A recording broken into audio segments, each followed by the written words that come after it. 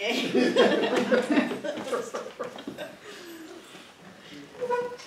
right, welcome to the last class of Curtis Hopkins. 9 weeks and just never enough time to get through everything. I just kind of feel like there's just so much more to talk about and do and think about constantly. Dwell. But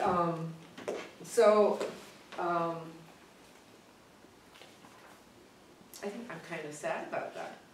But I'm also really grateful that we're here tonight after yesterday and last night, because I think that this is the epitome of what Emma Curtis Hopkins is talking about. I think this is the crux of her teachings, of being able to step away from this, from what appears to be this kind of negative thing for many people that in my area of my life, you know, the people I associate with on a more daily level, and to walk into acceptance, knowing the truth, you know, being at ease where we are, because this is exactly where we are. And I was making a joke with David just a minute ago that what came through on my phone was that Brad Pitt's been cleared of all, you know, child sex abuse or child abuse charges, and I said, already we've moved on, right? Yeah. It is absolutely in the past, and so we need to, you know, plant our feet and look forward and just say, where are we going from here, and how can we spiritually guide this country? Each and every one of us here and everyone we touch. And so I think ending right now with Emma Curtis Hopkins in lesson 12 is exactly that. She says that. She goes, if you can experience a crisis or a disaster, I'm paraphrasing, but she essentially says if you recognize it and then recognize the truth and the beauty and the love and the grace that happens, you are combining all of these 12 lessons at one, and you've got it like that. Not saying that we don't still need to practice, you know, or to be made aware, but that if we can move into that moment, if even for a second, then we've understood everything that she's been teaching. And that is just, I think that's true for all of us. Yes? I just wanted to share something, because I got up this morning and I was feeling really down and not having really positive thoughts. So the thought came to me, no matter what happens, I'm still an expression of the divine. And then the next thought was, okay, if that's true for me, then it has to be true for Mr. T. And that changed my whole feeling, my whole attitude for the rest of the day. And I had these shoes that hooked with Velcro, and the Velcro was not holding, and I almost fell one day when they came apart. And so I went to the shoe store and I told them what had happened, and they said, oh, we'll just give you a new pair. And I thought, I know that had to have come from my being willing to love myself and everyone, you know, without exception. So that just made my day. Just made my day. And I didn't even have the receipt. I looked all morning for the receipt, but they just looked in the computer. What's your phone number? I gave it to them. They looked in the computer and they said, oh, it hadn't been a year. We'll just give you a new pair. That's awesome. I got my new shoes on. Keep track of this date. In 11 months you can take them back. Okay. So would anyone like to comment about anything before we rein it in and focus on this? Like, we'll talk about it just for a minute or two, and then we're going to let go of all of that and focus. Yes. So I had a somewhat similar experience. Got a letter in the mail, put it on the counter, didn't open it right away. And all of what happened in terms that Sue and I were bouncing stuff back and forth with each other. My attitude basically is my well-being is centered in spirit. And it doesn't matter who's president, it doesn't matter what the economy is doing, it doesn't matter whatever, it just doesn't matter. I opened the envelope, there's a $300 check. Yay. Because somebody overcharged us when we were refinancing the house or whatever it was back along the way. And I just like, yeah. So I'm done, you know, and I don't mind. Typically I kind of keep my mouth shut on Facebook and so forth, you know. But in terms of just holding my ground and bringing myself back, I was flipping around the channels before I came here and heard something about who might be chosen for the cabinet. Pew! Off I went, you know. I just, you know, just reel myself back in, and that's the work. That's the work. Yeah. You know, that's leadership. That's spiritual leadership in the quietness of my own home. Right. And my own consciousness.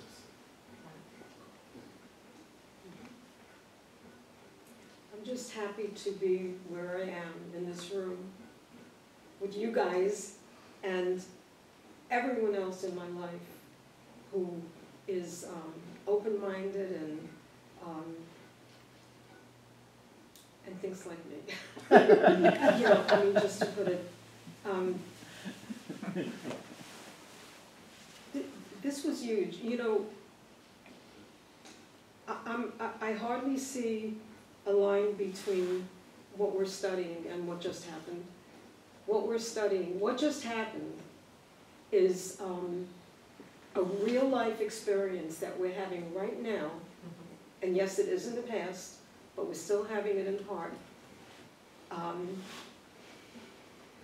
An opportunity to live what this book is talking about, the things that she says. Yeah, right. The challenge is there, the opportunity to exercise my spiritual muscles and put in the working, you know, what I have learned. I was really, I mean, last night, I could not say, I sent myself to my room. I just was like losing it. And I'm like, where is this coming from? I got a lot to think about once this is over. My reaction, I never thought I'd have a reaction like that about anything, again, because of what I know. But this stuff creeps up and it shows that it's there, and it shows that it's there to be worked with. So I am happy for that opportunity. I think of Mr. T. I'm just starting to call him Donald now, just to keep it friendly.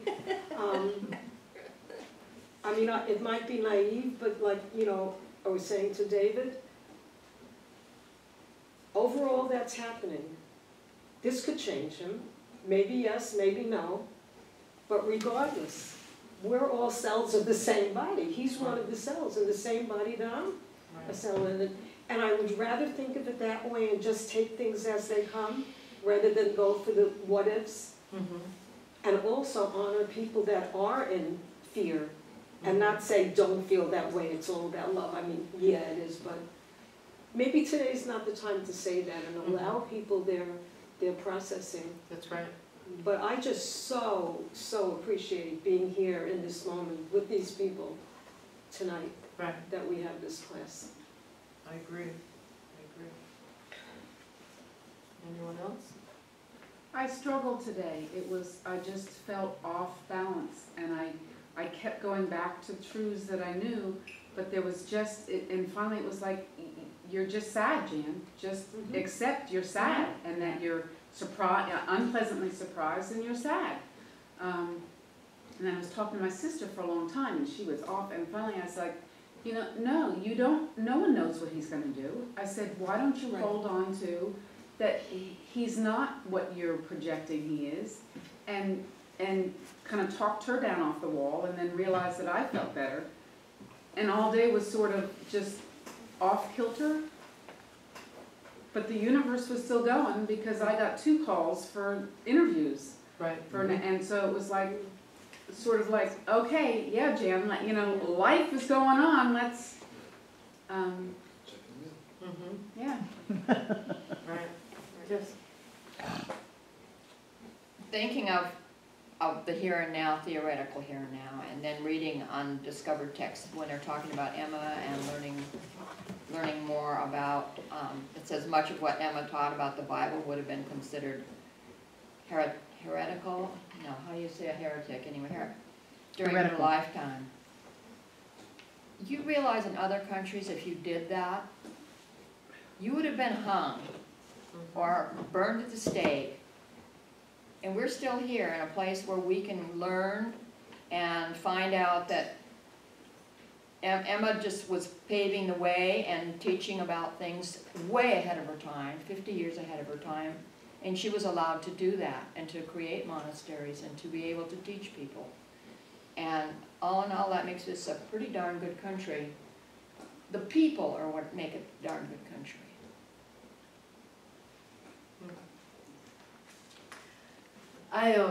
For me, I taught 4 classes today, and so I spent about 6 hours total today talking about the selection and talking students down from this like one polarized view to the other, which was interesting to me that there's so much fear, like you were saying, there's so much fear. And of what's going to happen. There's, you know, I said, have you seen any roving gangs on Main Street in Waynesville? You know, it's like, this is a fear that we have.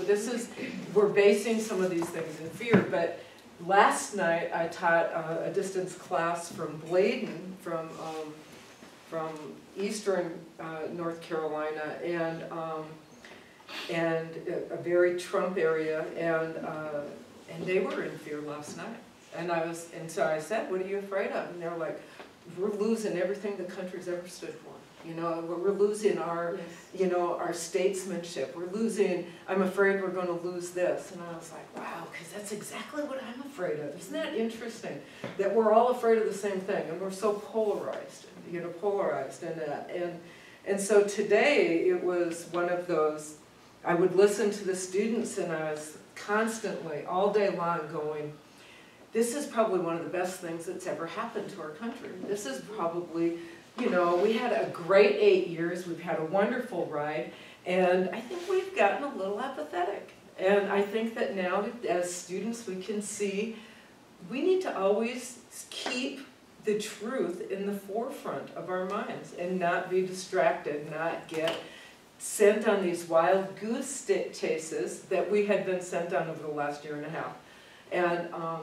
And even to the people who were, you know, I have Republicans and Democrats in my classes, and no one is really happy today, which was interesting. I kind of expected some of my younger, you know, male Republican students to come in going, you know, you, like that. No, it was like they didn't. They came in, they were very respectful and very, very somber, like, they're not quite sure what's happening to them here, and knowing somewhere that there is something not right, and that other students are like, something's not right, and that what's not right is that I believe that we're not focused on the truth.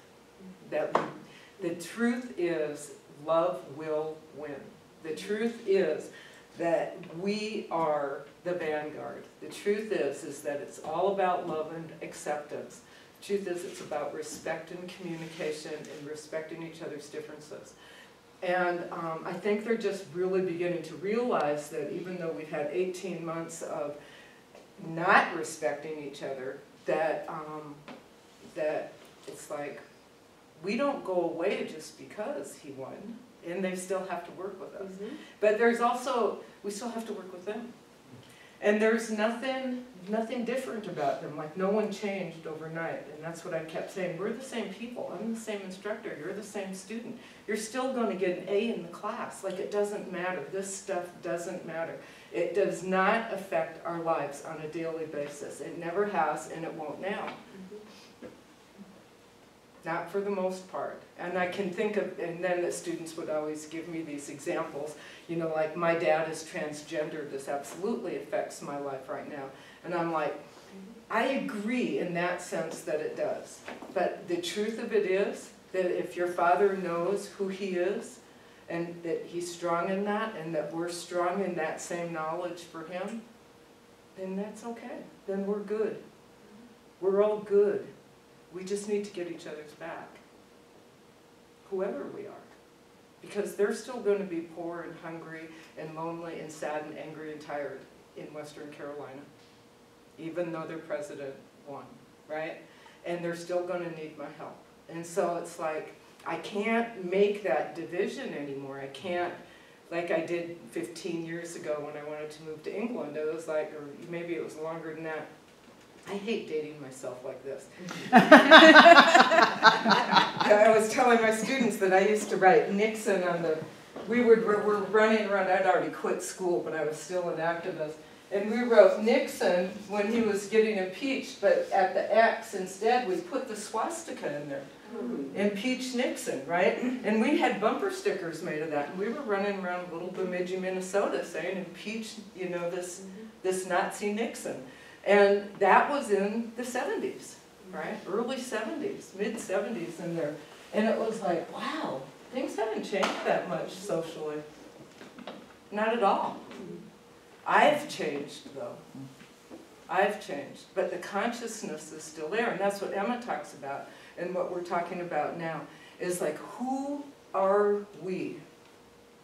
Who are you? Each one of you need to ask yourself that question. Who am I? Right? And I'm not going to go to Jean Valjean of Les Miserables, but I did. I'm not going to mention that. But, really?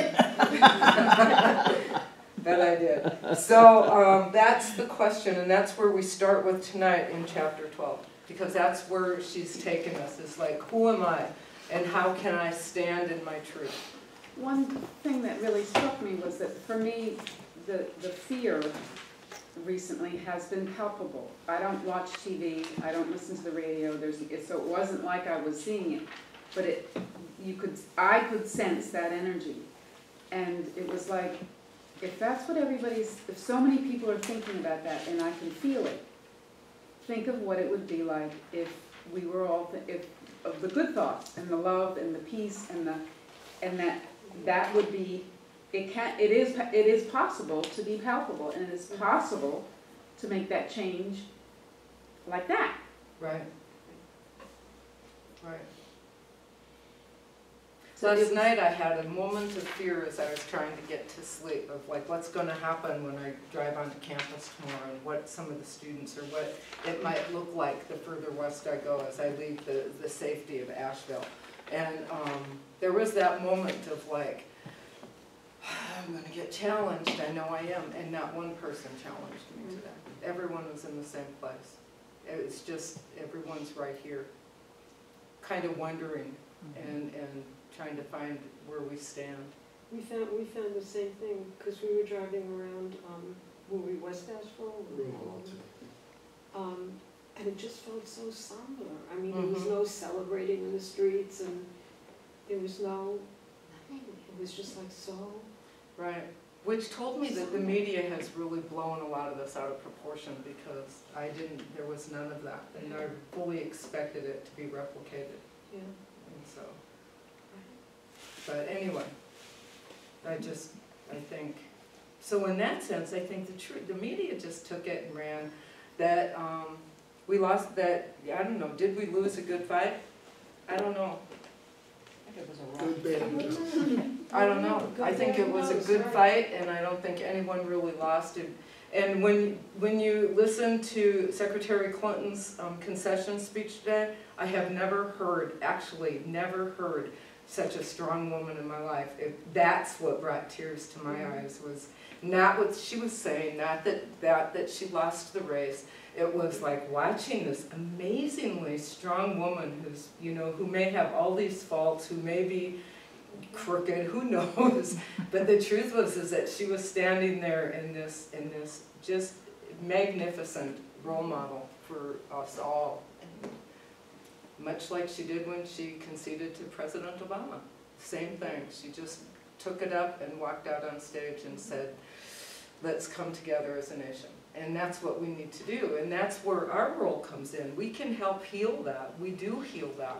If we're healed individually, then we heal others. That's what Emma is saying, and I'm gonna keep coming it back to that, because that's what we're here for. I think that this makes our, you know, our work even more, brings it more into focus, that this is our work in the world. And this is why we're here, this is our purpose, Right. to heal. And we can do it with our own, with just from within. We don't have to go out and Right. demonstrate or anything, but we can do it from within. Right. So we're here to heal the fear that people are expressing, do you think? I'm here to heal it to me. Yeah. I know for my early college students today, I played them, I posted it on Facebook too. It's my anthem for the next 4 years, I said, but I brought up Yes from Amy Steinberg and said, this is the truth of who you are. You need to listen to this, because they're like rumors, rumors, rumors, this and that. And they're only, you know, they're 14. And so I was like, this is you, because you are voting in 4 years. So listen to this song. And they're like, let's play it again. And so we played it again. And then, yeah, can we play it again? And I was like, yes. And so they were up, all of them were up. And they're going, you know, say no to depression, no to the rant, like that. And they were just screaming it in the classroom. It was awesome. And then one of them said, you should be a public speaker. I am a public speaker. Isn't that amazing? It was funny. So anyway, she was like, God, you're really good. I was like, thank you. So anyway, so are we ready? Is there anything else before we center and come into the room? Bring anything in from outside? Everyone good? Laura, you're good? Dee? Katie? I'm really thankful to be here tonight because, you know, my mother is not into, you know, our beliefs and is very fundamentalist. And she is convinced that the Antichrist just got elected last night. And just being around that energy for the last, you know, 24 hours has been really intense. Yeah. And it's been hard to say, you know, here, I'm divine, my mom's divine, and Trump is too. And, you know, it's just been difficult. Yeah. Yeah, I can hear that. Yeah. So I'm thankful to be here among friends tonight. Great. Good. So. I was really grateful that we had class tonight too. Yeah. It's just, you know, when something like this happens, I feel like we need each other. I was kind of scared that nobody was going to show up tonight. You know. Interesting. Yeah. But I think that was because of the energy I've been around the last 24 hours. Yeah. Or 12 hours, or how long it's been. I was surprised how it impacted me, because I didn't hear, I made the mistake of checking my phone this morning, and I was pretty much fine with this election. But when I saw that he won, it was like all that fear came down, and I was just in, oh my God, tears, going, what has happened? And all I could think was, why is our country so full of awful people? Why are they so mean and vicious and want this awful person to be president? And I was shocked that I did that. I mean, I was crying and I'm going, it's an election, my God. But it was, oh my God, what's happening? And then, thank God for principle. Because it was, well, plus also knowing that there are 3 branches of the government and he doesn't have that much power, until later I found out that the second branch is also Republican. But it didn't give me the fear that the initial thing did.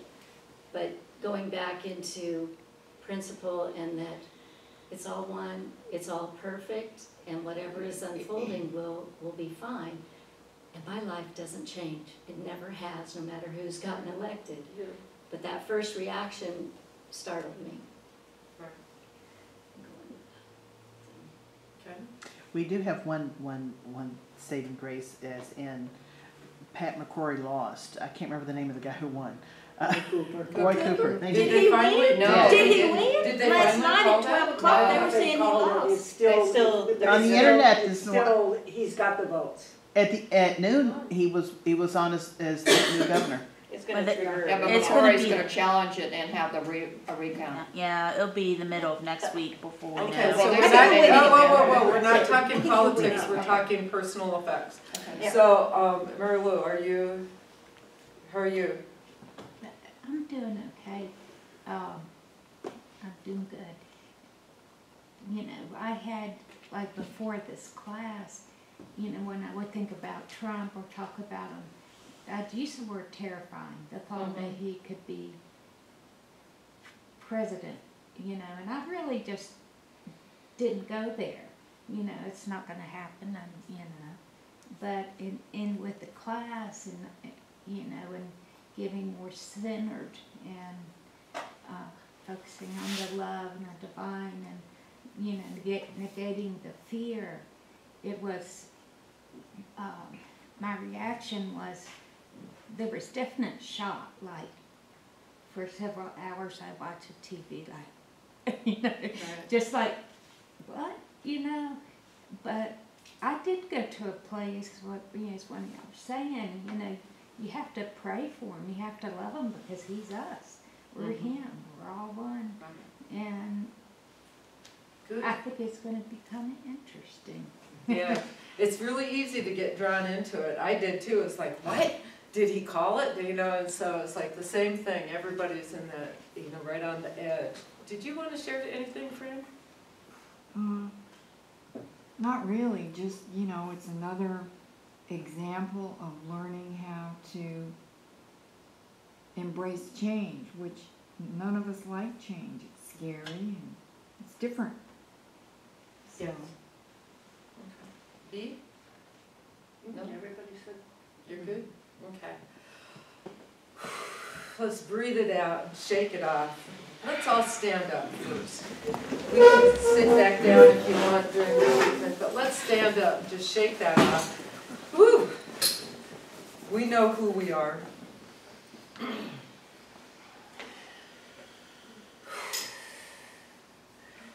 And this is what I know. I know that there is a power and a presence that is greater than everything, than anything, than everything that is. And it is that. And that power is the creation. It is the love. It is the spirit and the divine. And I know that it flows in and through everything. Everything that is present, it flows through the table, through our cars, through our clothes, through each other, and through every cell in our bodies. And I know that that presence is here in me now. I know that as my heart beats and my body goes and that my body temperature rises, that I know that that is the divine in me.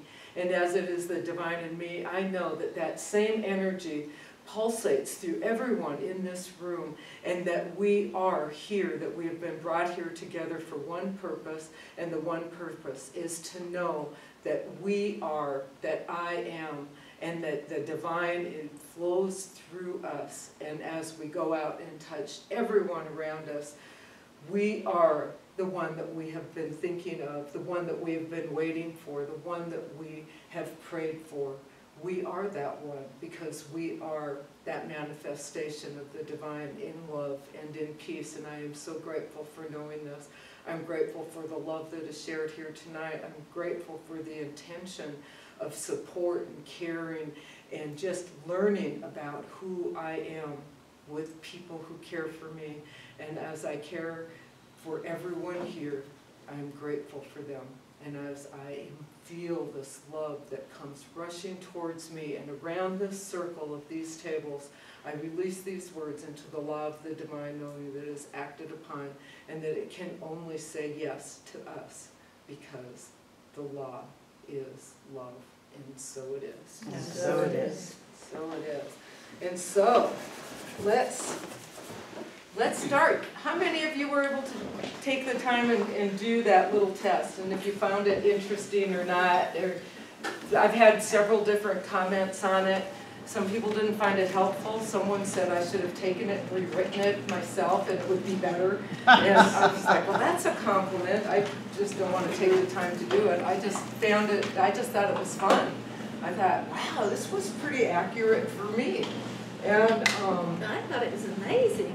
and it was kind of like, I liked it coming back to me saying, I'm a free, courageous, principled leader. Yes, I am. Yes, I am. And so then I was looking at all of the several affirmations or statements, and it was like, yeah, I can see how I was guided into mine. And I don't want to change mine. I'm happy with what mine is right now still, but it was a nice refresher course for me. So let's start there, and then we'll pull it into chapter 12. And anyone else want to? I was just surprised it was only 8 questions. Yes. Yes. We're very simple people, really. Very, very in-depth, simple people. Right? Happy, sad, glad, and fearful. That's it. Those are the extent of our emotions. We just like to make them all drama. Happy, sad, glad, and fear. That's about it. And we only really feel those things for like 6 seconds, and then they're gone. It's us repeating them that keeps them going on and on and on. Right? If we just go, oh, that's fear, whew, it's gone. That's cool too. Yeah. So, 8 questions. How did you feel about it? I thought it was pretty good. Okay. Do you want to expand on that a little bit? I don't really know what to say.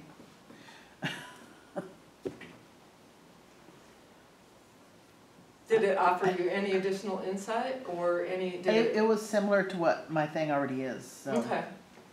It wouldn't. So what surprised you that it was only 8 questions? Well, usually something like that will typically be more in depth, as in, you know, have more questions, so it has more information to pull from. Okay. Do you, even though it was only 8, do you feel like it was thorough? Oh, I didn't even think about that, so I don't know. Okay. All right. Good. Do you want to share what if you've already got a divine Oh yeah, we statement? did it last year with a class that John. That was one of the goals of the classes, was to That's get right. your life's purpose. What do you want? Would you want to share it or no? Oh, I don't care. No, you don't care, or no, you don't want to. It didn't matter to me. Do you want Are you wanting them? I don't No, know. I don't know what no. you're wanting. That's why I'm asking you if you would like to share with us what your divine. I can if you want. Share it, I would please. like to hear it. Okay. Yes. My life's purpose is to help in any way that I can to the best of my ability. Excellent. Wow. That's really nice. Thank you. Thank you for sharing that. So anyone else? You wrote yours out. Some people emailed me theirs, which was really nice because I enjoyed reading it. Do you want to talk about yours? Oh, it came down to the fact I'm actually much more into the intellectual part of it. My choices were,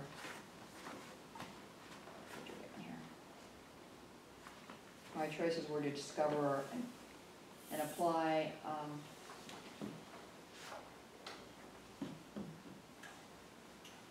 I have a hard time reading my writing. Anyway, it has to do with truth and knowledge, and then understanding specific areas of knowledge. And I came up with my life's personal vision is to expand my knowledge of and seek the absolute truth in the area of mind, spirit, and apply principles thereof to my daily life. Good. Anything else about the test that stood out for you, or questions or anything? Yeah, I spent a number of years in caregiving, and I found that when that was one of the options, I have had enough. I would rather make my teaching about living my life in truth. Okay. All right. Anybody else want to share? I found the 8 They were only 8 questions, but they were very fully packed. Say that again?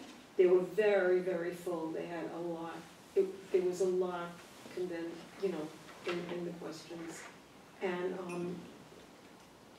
with the multiple choices, answering it that way, it took me a while on each one of them, or on most of them, to pick the one that, you know, I had to pick one. Yeah. To pick the one because there, you know, so many like applied, Right. you know.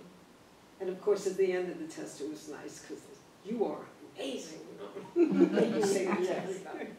But it was, yeah, it was interesting, you know, just looking at it and seeing what applies to me, you know, my perception of myself.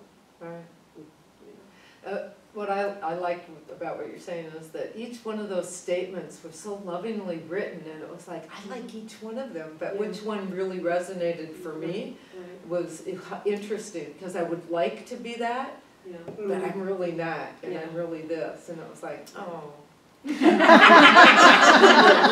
Oh, that's okay, mine is good too, like that. But, you know, I envy people who I believe are those statements, and it's like, because I admire them, I don't necessarily envy them, but I admire them, Yeah. right? And I think that's cool. Yeah. Well, I know on the last question, I checked 2, and it let me do it. Oh, really? I was wondering if it would or not, because they were equal, and I was like, I can't make a decision. And so I did 2, and it took it, so I'm assuming you could. So do you want to share, is there a specific statement that came out of it for you? It's similar to what, you know, it's been, you know, for years, to be an ever-expanding expression of spirit in all that I do. Nice. Good. Can I interject that you are very successful at that? I'm sorry? You are very successful at that. Thank you. Oh, yes. Yeah, I'm getting Coaching, David. Dee, you were going to say. Well, mine's gonna be a little bit long. I really liked it because what it made me do is go back through all my notes from the class. Because I've always said, I don't know what the hell my purpose is.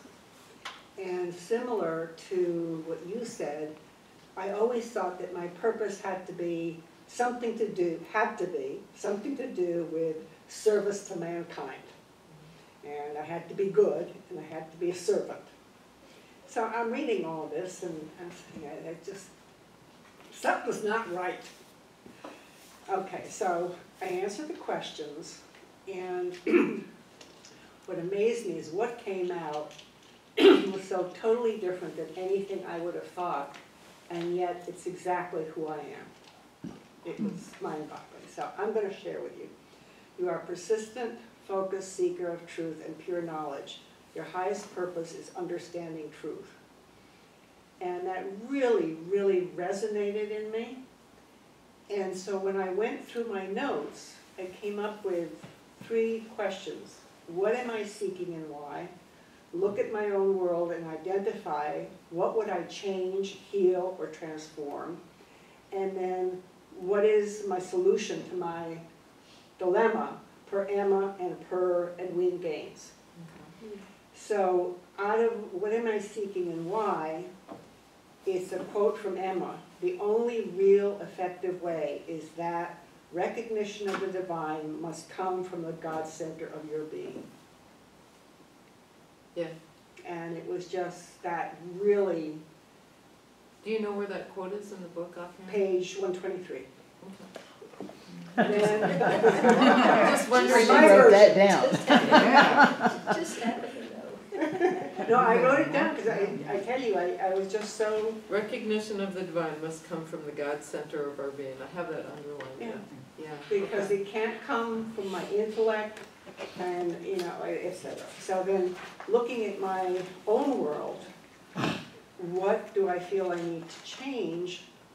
And I saw that my habit of judging everything as unsatisfactory or insufficient, and realizing that I was projecting it to other people, but it's all me. And this was the learning that I got from Emma.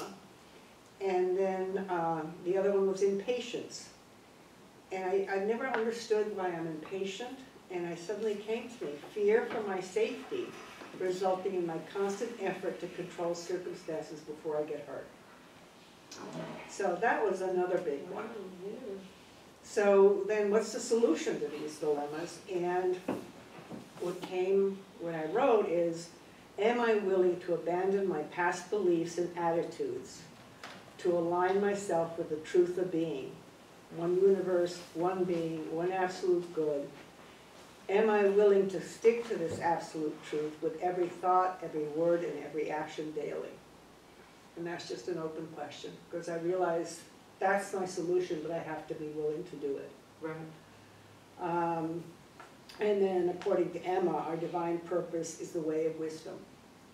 And that just, to me, is another way of putting what the test said. Right.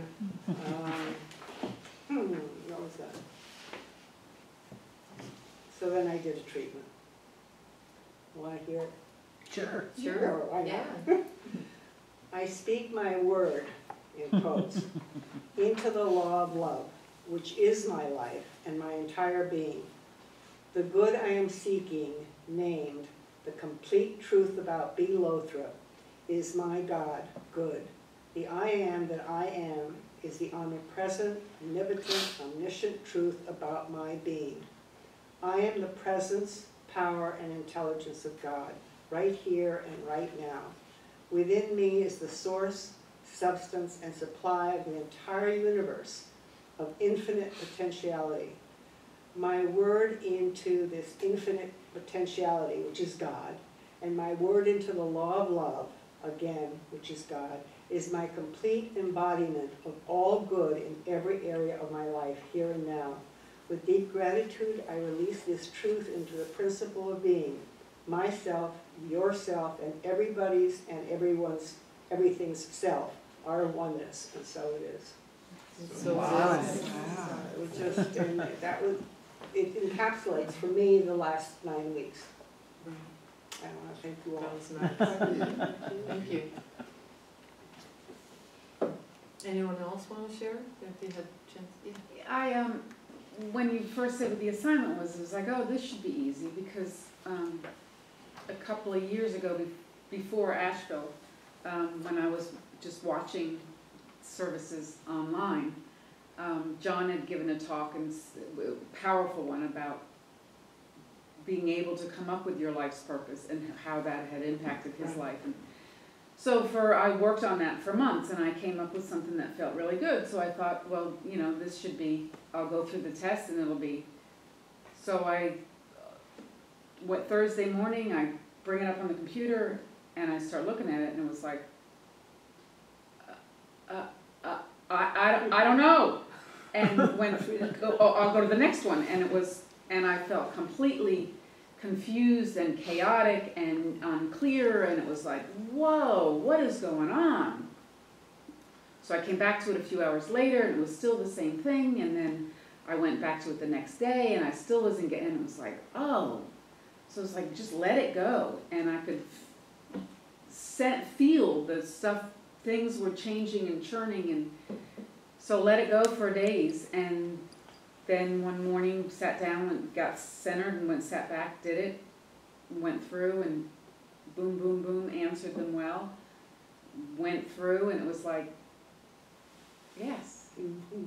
And for that, it was this incredible feeling of lightness and joy that I was just like, I needed that to shake it out and be sure of what I had come up with. Right. Would you like to share? Which is, my purpose is to remember love and to help others to do the same. Nice. Yeah. Wow. Thank you. So thank you. It was for me, surprisingly awesome. It was a great find Yeah. online when I was just looking for material for the class. It was like, this is great.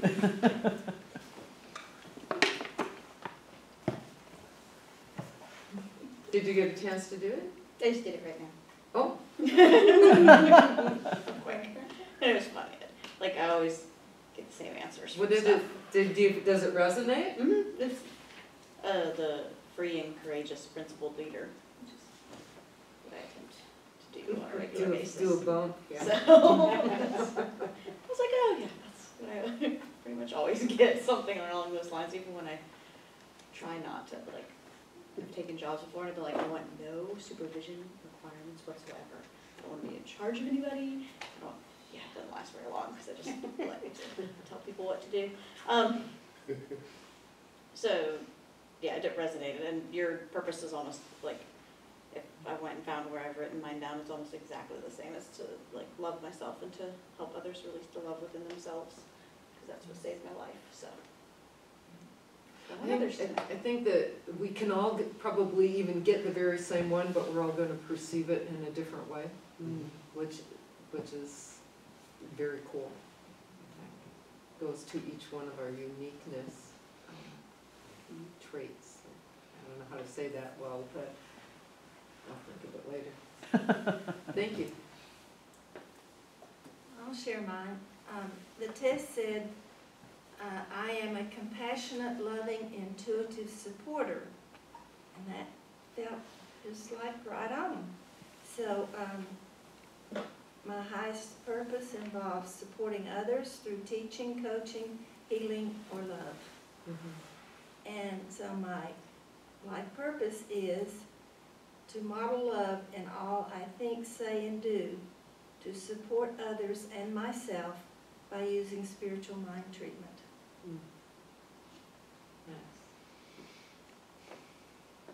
Nice. Do you feel like it re-energizes you? Like, yes, that's right. Like I thought so, and yes, now I have a stamp of approval type thing. Confirmation. Yeah, confirmation. Yeah. That's nice. Anyone else? Well, I got principal leader as well, and that felt right. And I don't actually have my divine purpose like written out because I feel that is what I was. I don't know what I am in the future. It's kind of sorting things out. But the thing that interests me, it was in one of the descriptions. It was like, I don't remember, I'm paraphrasing, but it was like teaching people without manipulation. Mm-hmm. And, I was a special educator in public schools, and we manipulate it. I mean, that's just, I have a will and you're going to listen to my will. Mm-hmm. And that was interesting because I'm in a teaching position at my center with the youth, and I feel like I'm really trying hard not to say this is my will and you will, I'm going to take that back. I'm not trying really hard. I am, teaching without using manipulation. So that was really interesting that came up for me, so. Okay. Did you get a chance to do it? I didn't do it. I forgot. That's okay. I'm sorry. No, don't apologize. You maybe will in the future. I plan to, yeah. All right. I had written a purpose just from, having been through the course. Is that? Sure. Can I read Do you want to read that? Yeah. Which is because it had been kind of bothering me because several years ago I had to retire from work for disability. And I was thinking, I have all this time, what's my purpose? And it came to, it's not written very well, but to remember God's light, the God center of my being that someone had just had said, and staying there, remember it, and staying centered in that love. Good. And sharing it, that just by being me, the best me that I can focus in on and really feel connected is a purpose in itself because of the love that it gives off to other people. That's right. Is that a purpose? I believe so. Exactly. Yeah, it feels like it as you're talking about it. Yeah, It's it being a human being. right. So, yeah, it made it grow later. Good. Thank you for sharing that.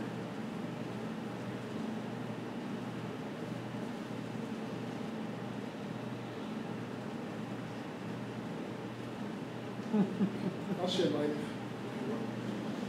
So where it goes for me, I did the thing, and I got the usual leader, principle. And I went back and looked at the spiritual purpose that I come up with at some point in the past, and it really hasn't changed. And I would just say for me, I broke it down into spiritual purpose and a mission statement, because purpose is who I am, and mission statement is why I'm here. And they kind of go together, and in my Virgo mind, I think we kind of mix it up together a lot, but so anyway, it's kind of dice it out. So the spiritual purpose is to fully know and manifest the one I am. And the mission statement is I create an environment for self-awareness.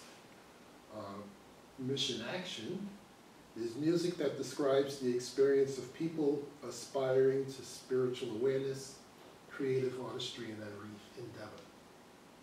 So that kind of covers it. I get a lot of fun out of the creative artistry and every endeavor is having little problems around the house of how am I going to make something work, and coming up with a really cool way to do it, Right. or whatever it is.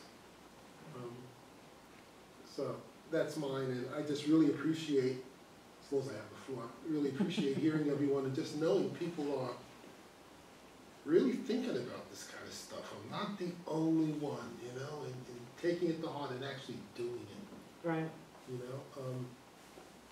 It's, to me, it's a big deal. And if I could, I just add one more little thing. I've created several qualities of character that I have on my desktop, on my computer, so I see these every day. Qualities like courageous, compassionate, humor, clarity, physically, emotionally fit. Right. So I'm putting that out. This is the way I want to be. Right. And just keep naming that to myself over and over and over again. And I get up one morning and go, I am that. It's pretty cool. Yeah. Thank you. I'm always appreciative of musicians that keep putting things out there that touch us. Because the vibration, like singing Yes with my students today, that Amy must have written that, how long ago now? Years, like 20 years probably, maybe 15. But, and she sent me a message on Facebook today, because I posted on Facebook. It was a very sweet message, but that point of like, it continues to resonate. Once it's out there, your music just continues to touch us all, and you never know when it's touching someone. And how cool is that? I think in some ways that for Amy it came back around today, because she had some stuff going on too, and that was pretty cool. Yes. I'm not big on reading in the morning, but your music starts my day. Wow. Nice. So thank you. Nice. Best thing I could have. Fran, Laura? I did it and it resonated, but I went to print it today to review it and I forgot to pull it out of the printer. It was a leader thing, and the qualities went with what I consider my purpose as being a catalyst for change. But I haven't fleshed it out any deeper than that. I didn't have time to go that far. Okay. But it resonated, just like, okay, cool. Catalyst for change, that's a nice phrase. I like that phrase. So, well, I did the exercise and mine came up with searching to know myself. And But, so I looked back over my career, the different things that I've done, and I came up with my statement from that, which really isn't searching to know myself. But for now, I gently guide others toward a pathway to improved well-being. But that sort of just takes in the different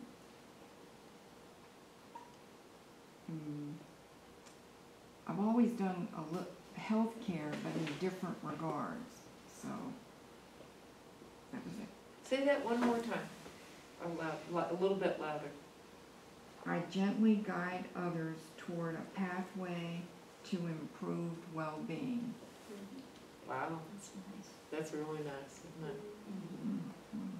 It's just peaceful. Mm-hmm. Great. Love this energy so much more than when we started. So any thoughts on lesson 12? Specifically on lesson 12, on the reading? Because this reading was one of those ones I feel like if I was using a marker, it would all be yellow. Because almost everything was underlined.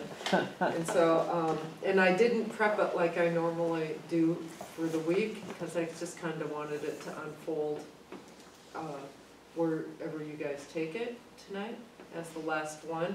What is it that we need to discuss, and where would we like to take it and set our intentions as we leave here?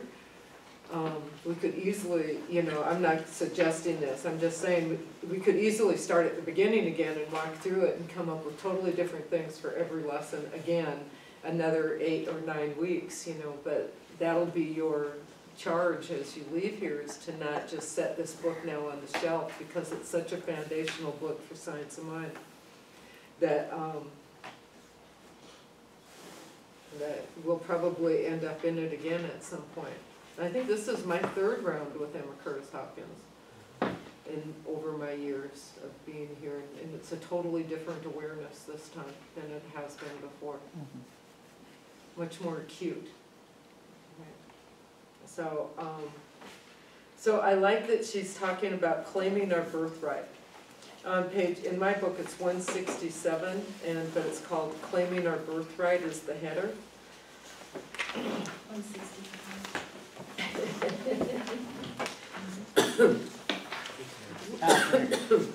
We have a marvelous birthright, all knowledge, all wisdom, all health, all substance, all beauty, all that is. We take hold of this birthright by holding the knowledge of these 12 lessons in our minds.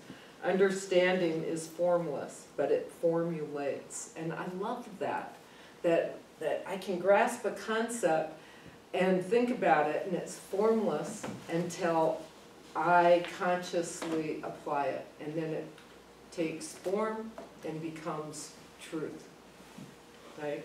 It's amazing to me.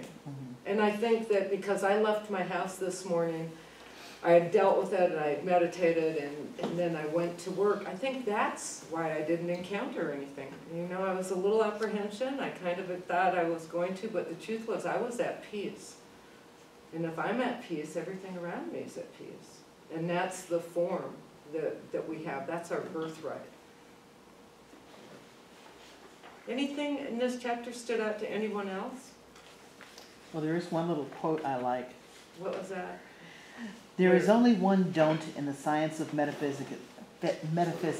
Don't complain. Yes. I love that. Yeah, what page was that on again? 160. Mine's different than yours.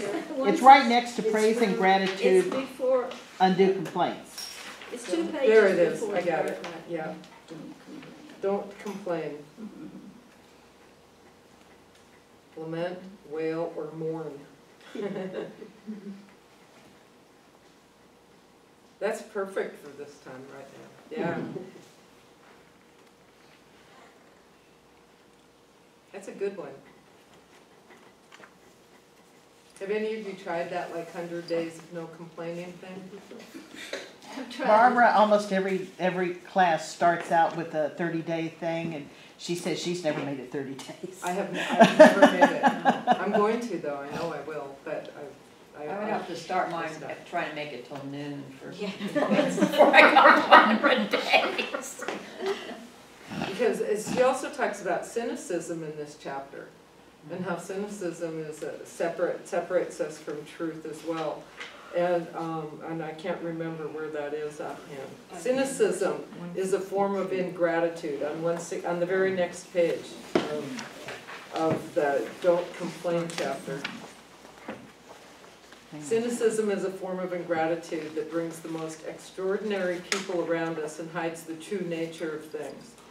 But now your denials of accusing others are breaking down your stubbornness.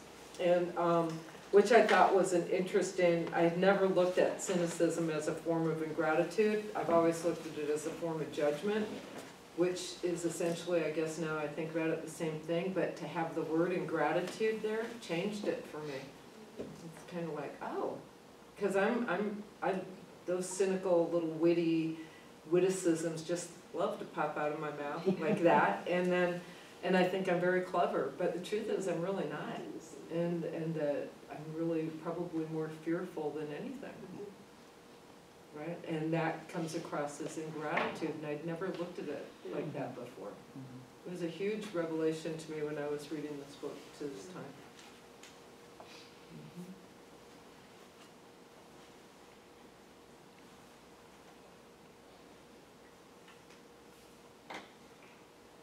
David, you look like you're thoughtful. I'm just unpacking the ideas behind, and what I'm thinking about is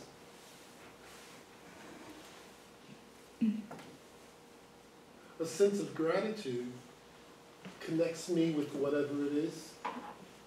I decrease the sense of separation between, so if I have a sense of ingratitude, I'm keeping it out there, I'm keeping it separate. And so cynicism, being cynical, is a way to kind of keep it out there. And I can see if I'm feeling afraid or, fearful or what have you, I want to keep it out there. Right. And not accept that whatever it is that's coming to me is a reflection of some aspect of me, and just to receive it. And be grateful for it and receive the message that it's bringing. And sometimes the message is, oh, I think I'm separate from that. And the answer is no, I'm not really. Right. But if I hold an attitude of ungratefulness or cynicism, or in some way keep it out there, I'm not receiving the message, I'm just staying in a full state. So Right. I was just kind of working through it. I didn't really read the whole chapter, I only got so far. So it was new territory, and I'm kind of...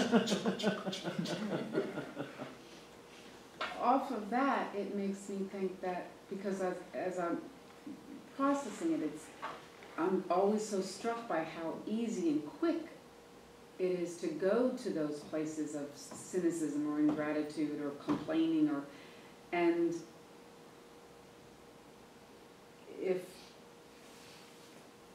if I can get to the, and it's like, why do you keep it going? And if it's because if I don't get to the fear that's behind it, then I'm going to keep, those are there all to protect me from the big scary whatever.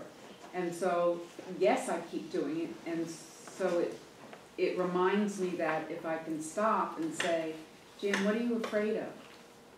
Then I don't have to say, oh, you're being ungrateful, or oh, stop, why am I complaining about that? No, take it back to, what are you afraid? Because then it'll disappear, because that stuff's not real. Once we own it, we can negate it if we need to, but once I own it, like you're saying, it often dissolves on its own. But how much I can get into that, just making it bigger and bigger and bigger and bigger, and something that's not even real. Well, as it's snowballing that way for you, then what do you do? How do you stop that? Usually what it is to just say, kind of hear myself and go, you're complaining or you're being ungrateful or whatever, or negative or whatever, and that sort of stops me. But I realize more effective is to gently say, what are you afraid of? One of the things that I don't know if it's Emma saying it or Ruth, it could be either one. If you feel low-spirited and dissatisfied, describe the good in your circumstances. You have simply lost sight of the good. Describing your good will bring it into sight again. Right. That's one of the things they say. Yeah. What page is that on again? It's right above the section Transcendence, 2 paragraphs above that. Okay. 162, and I remember that. Do you have photographic memory or something? You're like, we say, what page is that? And you're like, 162. What page is that? 154. I just had it underlined. I got it, okay.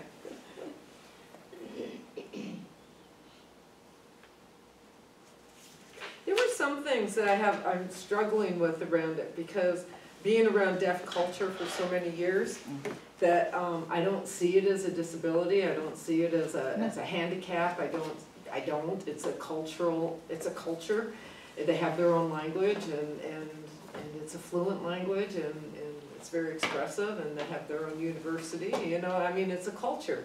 And I know that this is before Gallaudet was established, or the concept that deafness, or people who are blind are somehow at a disadvantage and in ill health. But so when I read this, a deaf and blind person is in your life as a sign of some willfulness on your part. It was like, what? Like, what?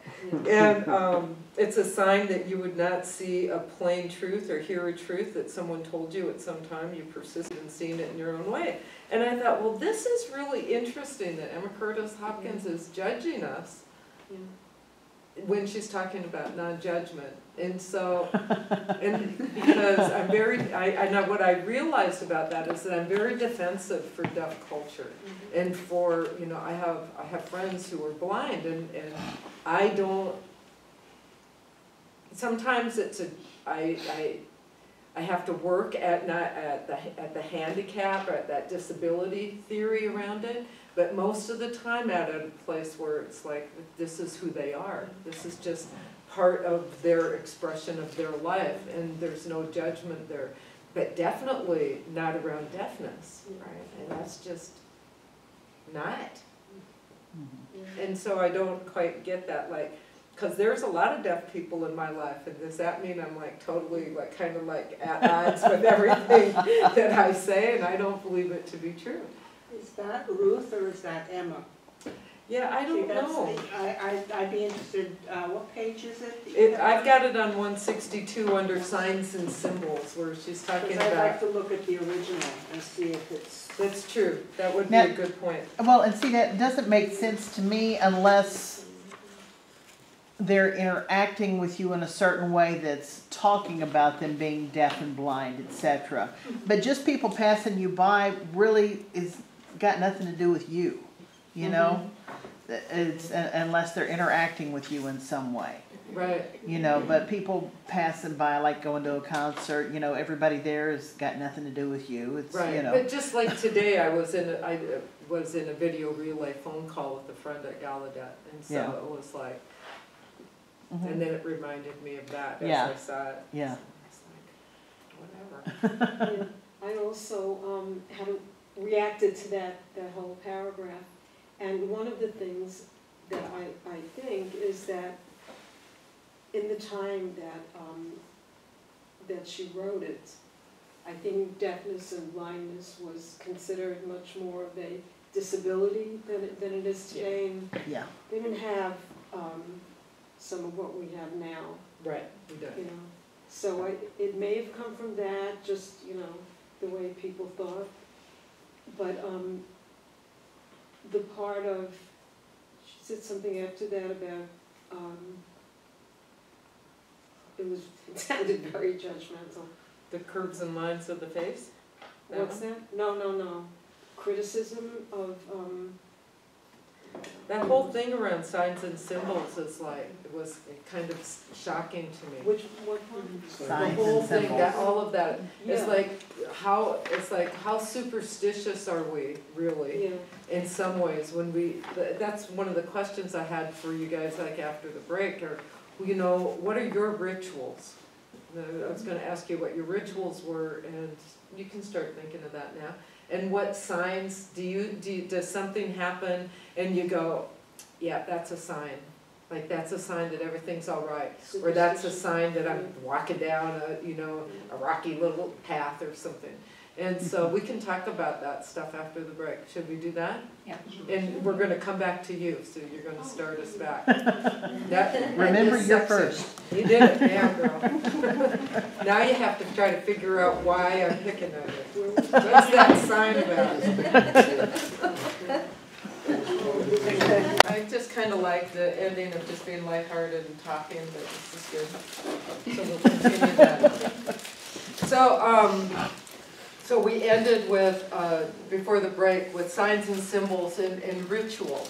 And I'm really interested to know how people do, I don't know, this is my theory. I have a theory that people are just basically superstitious. And that we see something and we go, oh, that's a sign. Yeah, or we go, oh, look at the sun shining through the trees, that's a sign. And how do we deal with those? Just because she really kind of piqued my interest about that. And she has symbols on everything, even through all of her books. She talks about the symbology of numbers, she talks about symbology of stones, of images. And it's like, oh, so that, that's such a part of how we're impressed upon with images, and so it becomes a part of our thought process, I think. And I'm just interested to know what other people do for ritual. For one, do you do ritual? Does anyone do ritual? Like every morning, you do the same thing over and over, every day? And why? What is the symbology of that for you? How does that ritual help you connect? Because I think maybe we can learn from each other if we talk about some of these things. Right? Because I have intentionally quit doing ritual. Intentionally, because it was like ring the chime or light a candle, sit down, pray, have a drink of water, release. There were certain things that I did, and then if I didn't do them, there was something like lost. It was like I didn't get time to do that. And so, what does that mean? I just didn't get time to do that. It felt like something was missing. And so I intentionally quit doing specific rituals so that I didn't have that feeling, so that every day is a different way of doing it. I sit in a different place.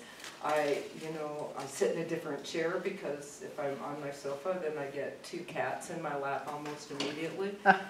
And so I've quit that. I moved to a chair. I might stay in bed next month, and meditate in bed, because the ritual of it almost, I feel is almost disruptive to me, because if I can't meet the ritual, then I feel like I've not done the right thing. Does that make sense? Yeah. So that's something that has been like going through my mind, and at the same time, I know that ritual makes me feel closer. Like it makes you feel like you're welcome home when you walk in the doors of like AA or here even, we do the same thing, and that So ritual creates familiarity. So you're wanting for yourself a non-ritualistic ritual? Yes, Okay. you could say that, yes. And so I'm interested, because if I can, I just think it might be a nice way to end it, because like every time of day, the same she thing, talks something about like it and towards the end of this book. And I just was wondering what you all do. And if you want to talk about anything about Emma Curtis Hopkins, we can just end the class with what we feel like we've gained from it. And I didn't do the evaluation. I'm obviously resistant to that, so I'm going to pass out paper because I have to. I do. That's a requirement for this class, so I have to have an evaluation page. I'll write the questions on the board. Now, do you need papers for those of us who are going for credit? Yes. So What do you we mean, have to hand in- Yeah, We have to hand in the homework. No, I don't have to send that in, but that's part of this, is like, if you want to do the credit, I asked you to do a couple of things and to share that. You can just hand it in, you don't have to share it if you don't want. Yeah, I wanna see it or I wanna talk to you about it. I know, it's kinda, is that kinda top down? Is is it kind of what? I don't know, nothing, it's my own insecurity, I'm just kind of.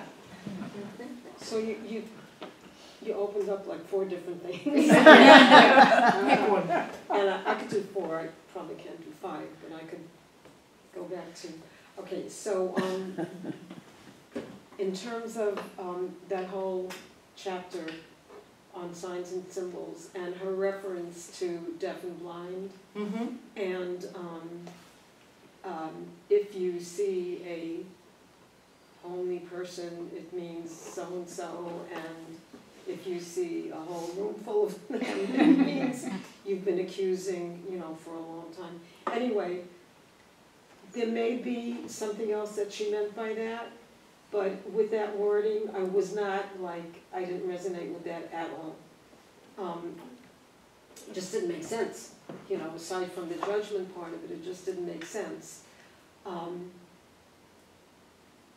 I know that a lot of what I put back by the cause and effect law, it will come back to me, but I could not,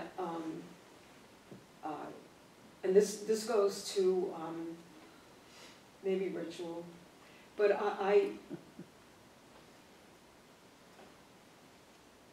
there are times that I'll see something, and it happens a lot with numbers, that it definitely has a meaning, and it will repeat in a way that's almost uncanny. David knows, oh, there's 717 again. I've made money off it yet. We haven't made money yet. But,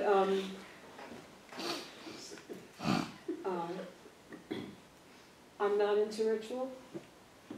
I've done it, and I end up with a feeling of obligation to do it. Mm-hmm. And because I'm always changing, what was a ritual once would have to, change itself, because it's no longer true.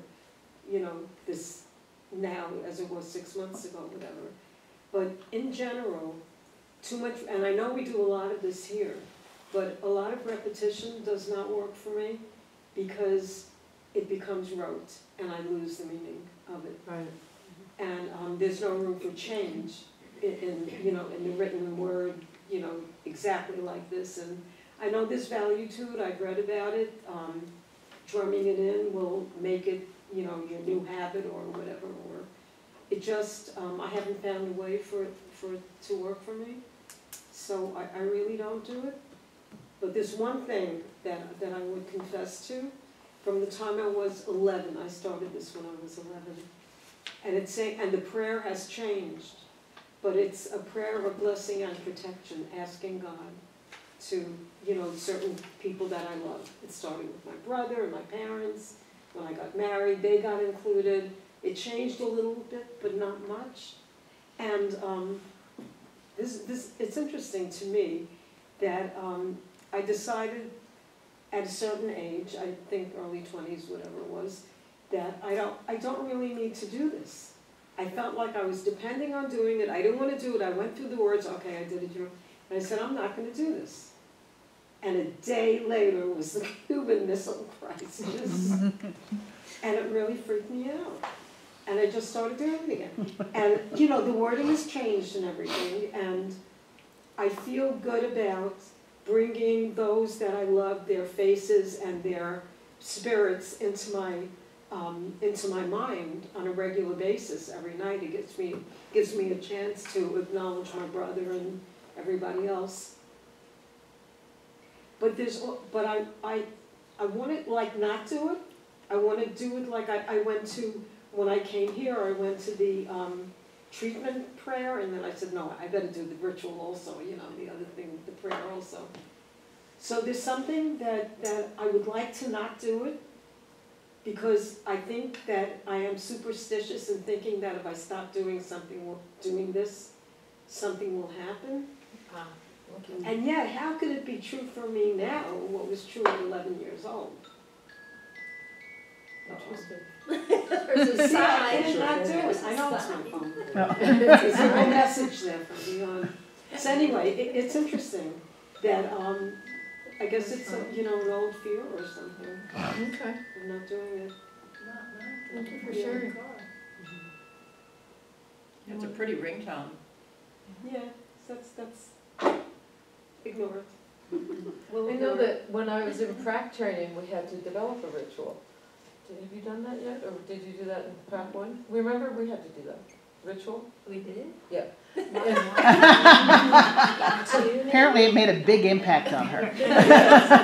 But so we were supposed to develop a ritual and about something, prayer or something, and I didn't want to do it because I've been resistant to them because I fall into this habit of rote thing, and so but I realized, okay, what's another thing I struggle with that ritual might help was dusting. And so I wrote out a ritual for dusting each item in my house and blessing it every time I dusted it. So I go and I thank you. Oh, I remember where that came from, and then I put it back and I go to each thing. And that changed dusting for me, but only when I do the ritual with it. Otherwise I don't do it. I remember that now. I remember that Now now. you know the ritual. Okay. Anyone else? Symbols? Rituals? For me, as I'm thinking about it, rituals, I was brought up in a Catholic country, and like if you drop something on the floor, you were supposed to pick, the devil got in it, you were supposed to pick it up and kiss it, etc. So I've had a strange relationship with anything that has to do with rituals. Part of it is a rebellion against that, and the other is a rebellion against authority, both together. So I've come to a sort of balance point where I say, sometimes there's a meaning to a ritual, or sometimes there's a meaning to a sign, and other times there isn't. But whichever it is, I'm doing it. You know, it's not outside, it's not an outside influence coming at me, I'm doing it. You mean like you're creating it? Yeah. Well, whatever it is that I'm either protecting myself from or doing to get, it's me. And I guess that's part of, I'm taking responsibility of what I'm creating in my life. And now that's taken all the burden off of me. Of do I want to do it, don't I want to do it? Is it, you know, does it make sense, doesn't it make sense? So has it also then removed the mysticism of the spirit of the No, symbol? it's enhanced it, because It's when it enhanced comes to me and I see it as a sign, it comes with a mystery, Okay. as opposed to, well, it means this, this, this. Okay, interesting. Yeah, Just, it's very weird. Yeah. I live in kind of a similar space. Whatever I do means whatever I say it means. Right. So if we are driving along and we see 312, that was today's number, 312, let's see if it comes out. Why not, you know? But we were seeing it everywhere, and I don't know what it means, but we were seeing it everywhere. Isn't that interesting? Yeah. By the same token, if in the garden I could be in a quiet space weeding the untrue thoughts out of my mind and my consciousness, so I could just be weeding the garden. It's whatever I choose to make it at the time. And I do, every morning I get up, the first thing I do is sit quietly, spend at least a few moments listening to my breathing, which is my meditation, and I light a candle. Mm-hmm. And I like it, and if I don't do it, the world continues just fine. I like it because being able to center myself through my breathing is my reference point for anything that comes up. Right. I always know where home base is. And so it works well to reestablish that. The candle, you know, and if I have someone come over to the house and I'm doing a recording session with them, I'll light a candle. Or if I'm doing a coaching session on the phone, I'll light a candle. And the candle thing, I was not like I am now when I was 20. And sometimes the only thing that held me together was sitting with the candle in my room when I was 19, 20 years old and writing poetry, and I had that candle. Right. So there's a timelessness thing that's in there, you know, and, Okay. and it feels good, you know, and it feels good. So, but it's not outside of me, it's just whatever I choose to make it. And I choose to make it a reminder and a way to have consistency over time. Mm-hmm. But it's interesting, just today I was writing out a check as a tithe, and I was thinking about this whole ritual superstition, you know, and what's the actual mechanism of tithing. But even just questioning it and thinking it through and thinking about it, you know, and to keep it fresh, because to me it can easily go into a superstitious place. Mm-hmm. Right. You know, but to remind myself, okay, giving and receiving in the flow of life, I'm really not concerned about money, all of that, okay, I get that. You know? Right. So I needed to go through that one more time. Because otherwise it's like, you know, it's like, Just think of how much I'm going to get back. more than, you know. Yeah. So that's what works with me. Okay. Thank you. Anyone else? Ritual symbology? I have a ritual that when someone that I know makes their transition, I light a candle in their honor. Mm-hmm. And that just, because it feels good, Right. it's just something for me.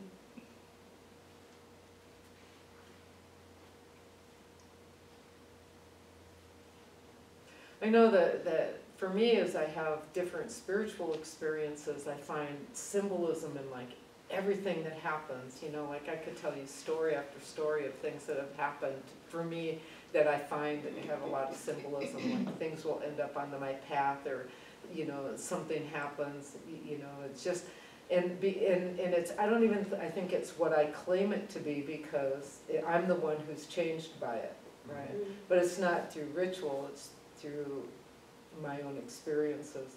As simple as, you know, feeling lost and saying, you know, I don't know which way to go, and then looking down and I bent down I got off my bike to tie my shoe, and there was an owl feather pointing up the road this way and not that way, so I thought, alrighty, so I picked up the owl feather and went up the road that way and hit the main trail where I'd been lost, you know, and that kind of stuff happens to me frequently, where I feel like I'm guided through different symbols, because maybe I choose to recognize them as symbols.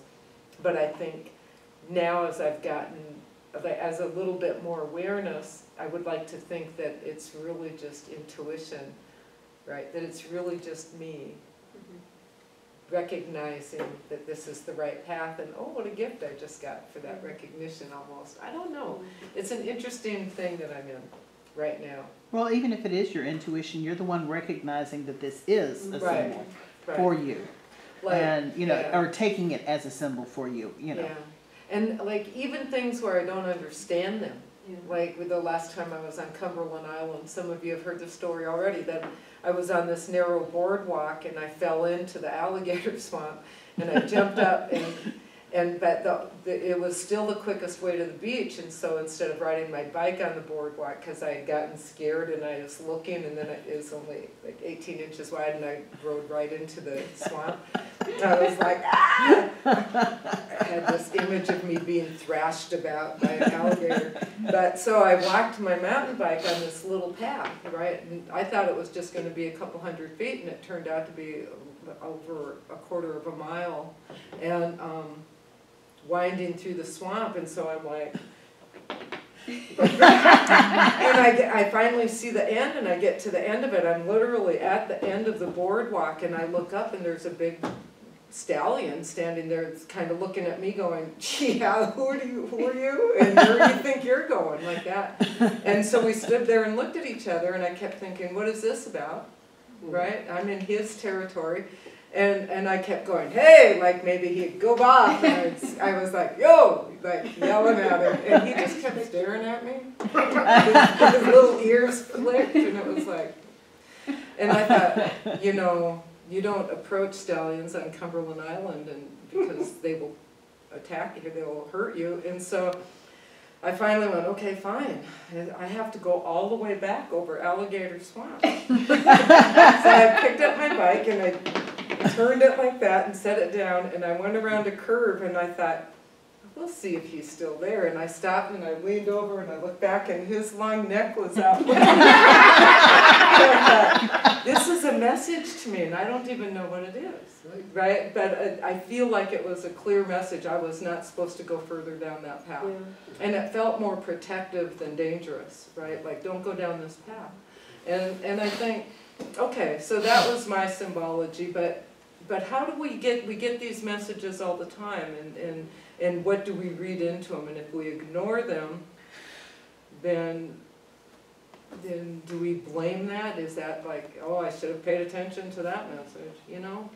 Who are we in that sense? That's what I'm wondering in terms of our spiritual paths. And maybe we don't get a chance to talk about it now tonight because we're running out of time, but I hope that one day you stop me and you go, you know what, I was thinking about that, and this is what I think. Because I'm very interested in how people deal with this kind of symbology and mythology that we create in our own lives right now. I think because that's the path I'm on. I think you're right around the intuition thing. Like I think about Meg, whatever her name is, that wrote the book, one of the money books, the CSO lady. May McCarthy. Yeah, May McCarthy.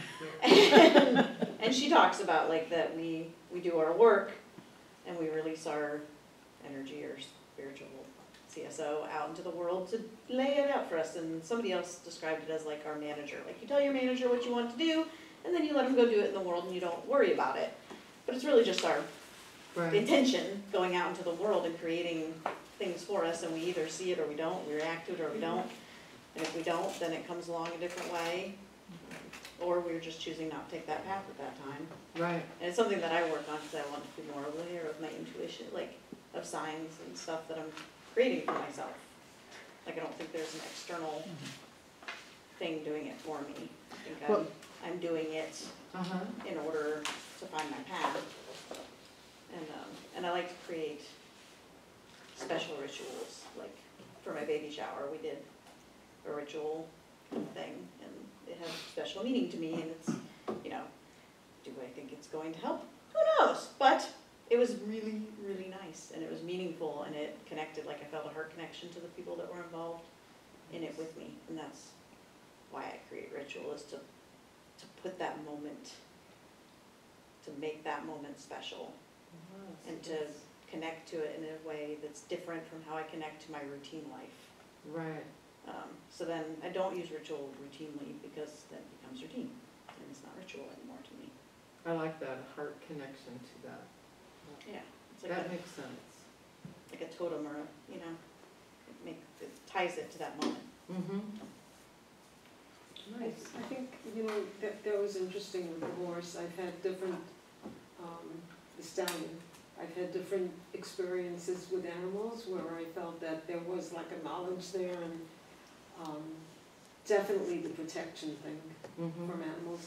But I really believe that there's a whole other level of communication with everything that's, well, everything is alive, but with animals, with plants, and it's on a level that maybe we're not totally tuned into. Maybe easier with the animals because they're more like us than the plants and so on. But I think there's that communication going on all the time. Right. All the time. And sometimes it's just more evident than other times. I mean, a plant, I can almost feel my plant saying, I need water, you know.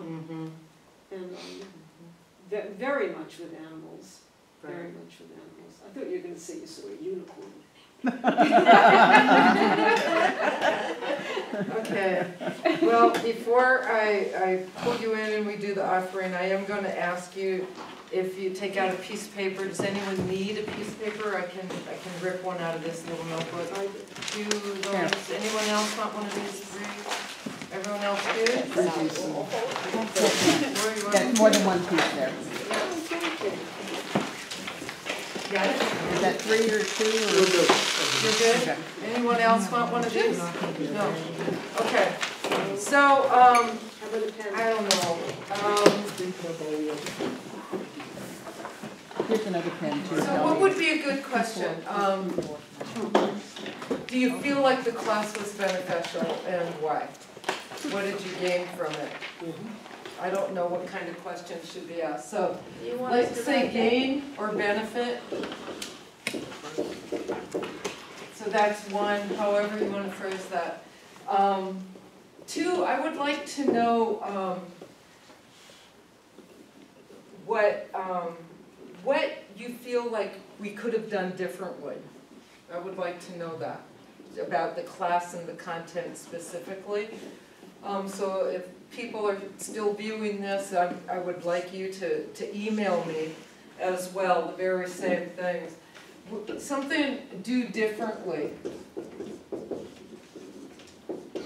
about the content itself. Okay. Right. The third one is more about me. Is my style of instruction helpful? Evaluation. Right. Is that something that works? Right. And then the fourth one, I'm going to ask again, go back to the material. Was this one book enough? And I know that I had suggested both and then left the second one behind, high mysticism. What is that book enough? Is this one book, was this enough, or should we have included more of the high mysticism book? It felt time-wise to me, but whatever it felt to me, I'm interested in how it felt to you. Oh, there is one more. I know this one is true. The fifth one is, would you rate this class on a scale from 1 to 10, please? 1 to 10, with 10 being the best and 1 being not so helpful.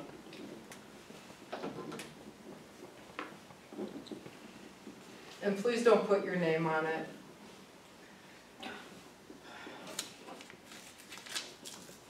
Did you want us to do it now? Yep, Yes. just quickly, did you gain or benefit? What would you do differently? What would you like differently? Is the style of instruction helpful? I mean, or is that work for you? Is one book enough? And would you rate the class? Just briefly. And then you can put them in the offering.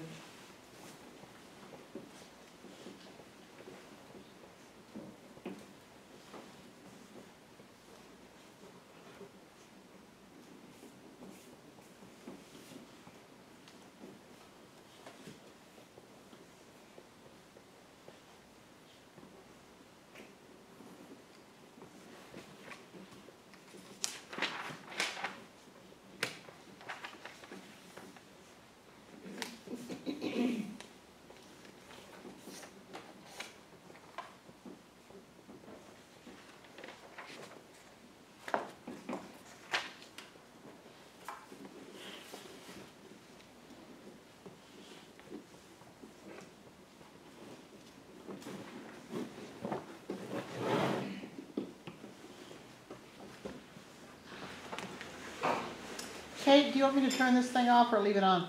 Yep, please. Yep, what? Turn it off or leave it on? Yeah, turn it off. Okay.